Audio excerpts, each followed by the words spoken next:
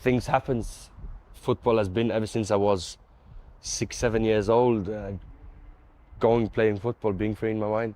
I think that's also something that I still have with me now. Just going to play football and don't think about anything else. The soccer world still calls Erling Haaland a machine, but few realize that this machine was assembled from the painful, shattered remnants of his father's career. Born in 2000 in Leeds, a city locked in a bitter generational blood feud with the red half of Manchester fate, had already cast a cruel curse on the boy carrying the Braut bloodline. Lying directly across enemy lines was the very stronghold harboring his family's greatest nemesis. That curse forced Erling into a life-or-death ultimatum. Either strip away his own humanity to survive, or let the sport crush him the exact same way it had once destroyed his father.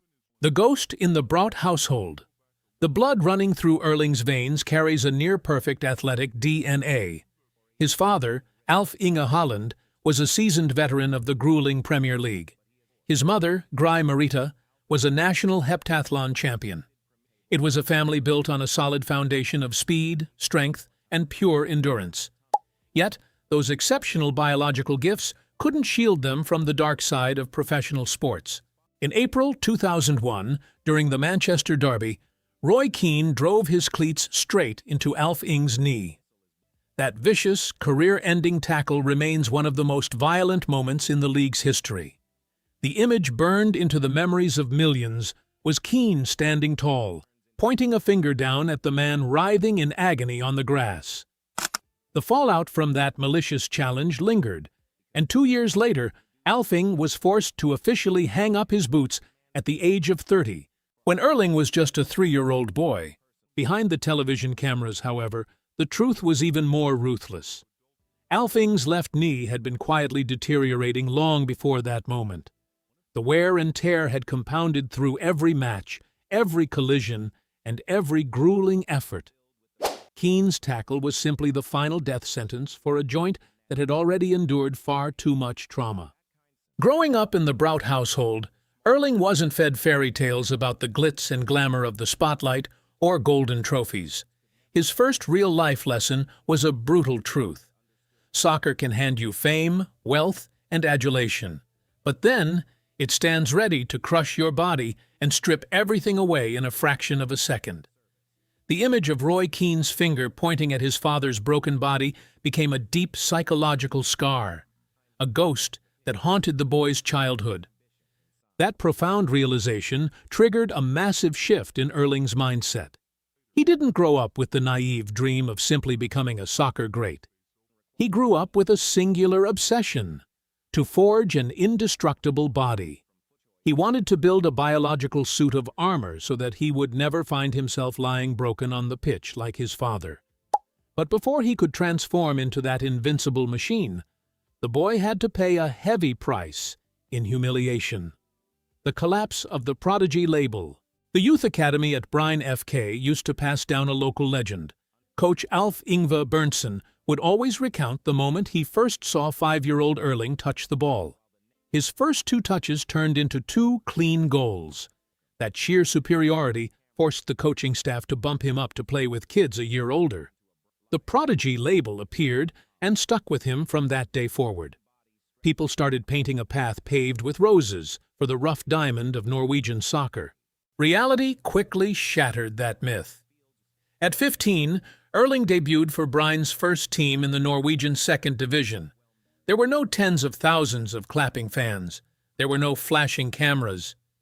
He stepped out onto the cold, artificial turf, his nose filled with the suffocating smell of rubber from the local pitches. The world of grown men has no room for going easy. Big, cunning, and dirty defenders immediately targeted the teenager. They used their physical strength to trample and bully a lanky boy who hadn't fully grown into his frame. Heavy shoulder barges knocked him completely out of the box. Subtle shirt pulls completely threw off his running rhythm. Erling kept falling down, exposing the frailty of a body that was still a work in progress. A long, dark period enveloped the teenager. 16 games went by. For exactly 16 games, Erling couldn't score a single goal. Absolute helplessness and crushing loneliness invaded his mind as chances slipped past his cleats one by one. The stands went dead silent. Nobody cheers for a prodigy who doesn't know how to score. The genius label collapsed entirely on that artificial turf. Standing in the midst of that sheer despair, Haaland realized a bitter truth. Natural talent is just a lie that adults use to lull kids to sleep. The ball doesn't just roll into the back of the net simply because you have potential. Goals only come when you dare to return to the exact spot that caused you pain, ready to take elbows to the ribs and patiently wait for the opponent to make a mistake. When his physique finally began to catch up with the iron will forged in the absolute depths of that humiliation, something far more terrifying began to take shape. The monster's facade. The following years witnessed an explosive vertical rise. From Molde, he moved on to wear the Salzburg jersey and started sowing absolute terror across Europe. The lanky frame of the past had now evolved into a massive block of muscle, combined with blistering, wind-tearing speed. In 2019, Erling made a massive statement decision. He turned down a highly lucrative offer from RB Leipzig, choosing Borussia Dortmund as his next destination. Right in his debut off the bench, he scored a destructive hat-trick in just 23 minutes. That cold-blooded explosion instantly became a firm message. He wasn't some young prospect waiting for handouts. He was the one making the rules. At Dortmund, fans began getting used to a bizarre ritual. After every major goal, he would plop down on the grass, cross his legs, close his eyes, and put his hands together in a Zen lotus meditation pose. He also revealed a habit of listening to the song "Keep Dreaming" to find inner peace before every match. At the time, the media viewed this ritual as an endearing quirk of a rising young star. But that silence was quickly put to the test. In February 2020, Dortmund clashed with Paris Saint-Germain in the Champions League. After the French powerhouse won and knocked Dortmund out, the entire PSG star-studded lineup, including Neymar and Kylian Mbappé, simultaneously meditated on the pitch to mock Erling. It was a deliberate, collective humiliation aimed directly at a 19-year-old kid. The entire soccer world turned his silence into a gloating joke on social media. He chose to stay totally silent and walk away. His career continued its upward trajectory to the absolute pinnacle when he joined Manchester City under the tactical mastery of Pep Guardiola. Records were shattered. A historic treble was secured. The media started attaching a brand-new nickname to him, the cyborg. They described him as an emotionless, tireless entity, a piece of machinery programmed with one single purpose: putting the ball in the net. But every time the world calls him a machine, they are quietly stripping away his right to be tired. The language trap started to tighten. The world forced him into an invincible mold, and the more explosively he played, the faster he hurtled toward the very curse that had ruined his father's career. What sound does an overworked machine make right before it breaks down? When the machine demands a reprieve. In late 2023, that machine officially ground to a halt. The medical staff diagnosed Erling with a stress fracture in his foot. The terrifying part was that this injury didn't stem from a violent collision on the pitch. It was the direct consequence of accumulated overload, game after grueling game. The very body deemed invincible had finally spoken up and betrayed him. A grim contrast emerged. Outside the glass windows, the Premier League kept spinning in its absolute frenzy. Manchester City still had to push forward in the cutthroat title race. Tens of thousands of people still cheered every single weekend. Inside the quiet medical room, everything completely froze. There was no speed. There were no thunderous strikes. His recovery progress was carefully measured in every millimeter of ankle movement. Sitting in the unfamiliar stands watching his teammates play, a memory rushed back. At this exact age, his father also had to sit sidelined, watching his career slowly slip out of reach. He was facing the greatest fear of his childhood head-on. The image of his father retiring on a medical bed haunted his every thought. Two distinct images of hands suddenly juxtaposed in his mind. The hand of Roy Keane from years ago, pointing down at his father collapsing in pure agony, and his own hands, pressed together in peaceful meditation after every goal. They shared the same Braut blood, but possessed two completely different ways of reacting to the exact same pain.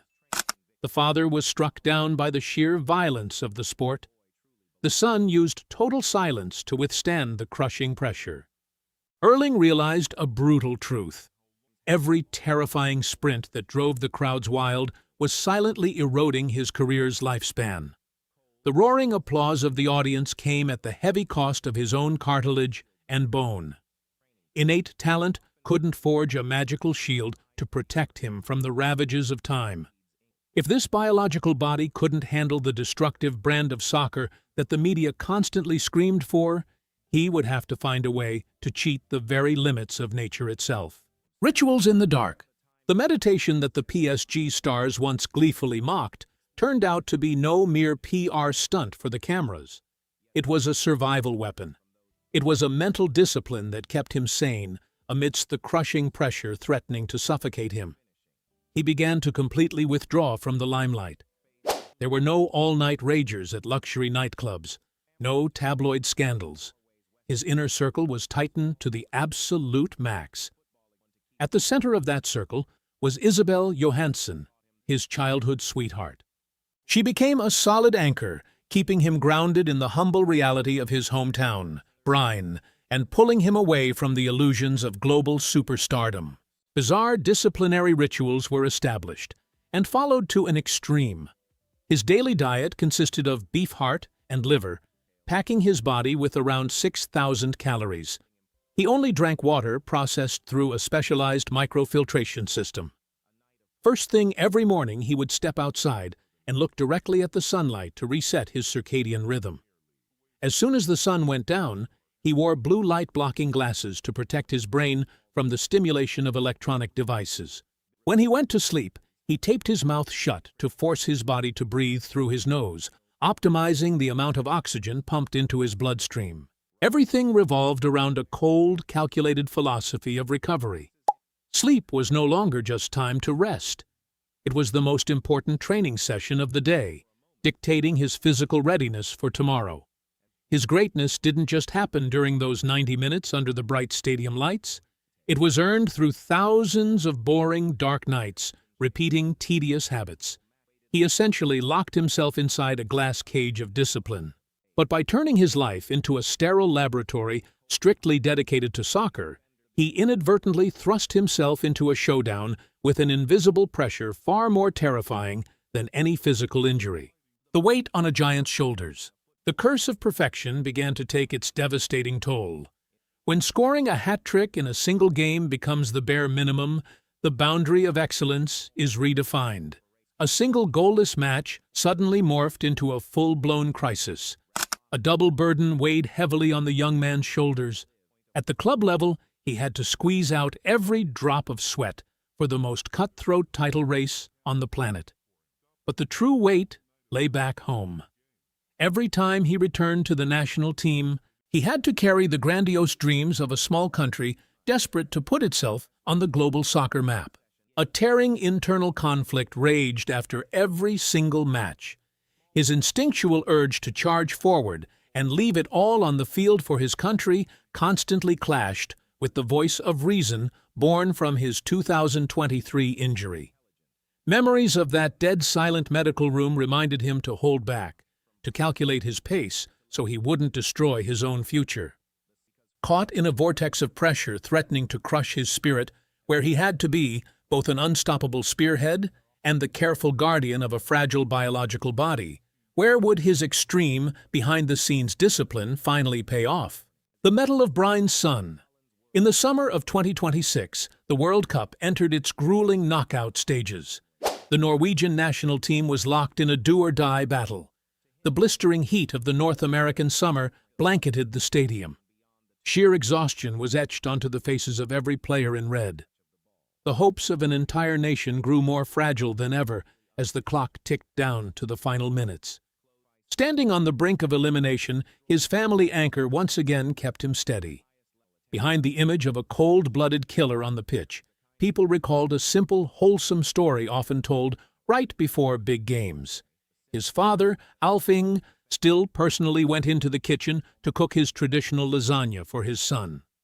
Pep Guardiola once joked that he wanted to sign Alphonse just to cook for the whole squad. In the quietest of ways, the hands of the man whose career was stolen by soccer were still diligently fueling the son who took up his mantle. And out on the field, the defining moment didn't come from a burst of instinct or raw, untamed power. It came from stillness. The very weapon that opponents had mocked years ago was now working its magic. He didn't rush blindly forward. He knew how to bide his time. He channeled the energy stored up from thousands of nights sleeping with his mouth taped shut. He maintained a cold, calculated patience exactly like the 15-year-old kid who once endured 16 humiliating, goalless games on a freezing artificial turf. The opportunity presented itself, a clean, clinical finish to kill the game. The hands that once pressed together in quiet meditation after every goal at Dortmund were now reaching high into the North American sky, lifting an entire nation through the doors of history. These weren't the hands of some mindless, pre-programmed machine. They represented the glory of a flesh-and-blood human being who had just conquered his own biological limits. The son had single-handedly rewritten a glorious ending that his father never had the chance to touch. A stark contrast closed out the story. Up in the stands, the crowd erupted in a frenzy of victory. Back home in Norway, the streets were flooded with flags and celebrations. But down in the locker room, Erling Haaland calmly took off his sweat-drenched cleats. He didn't linger to celebrate for too long. He immediately stepped into an ice bath, kicking off his familiar recovery routine. The world has always called him a machine, built to shatter every record. But the reality is the exact opposite. Haaland is as human as they come, carrying the deep-seated fear of injury born from his family's tragedy. And to mask the fragility of those biological limits, he chose to use the most grueling discipline imaginable to defeat nature itself. Becoming a machine wasn't instinctual. It was simply the only way he could survive and protect everything he loved.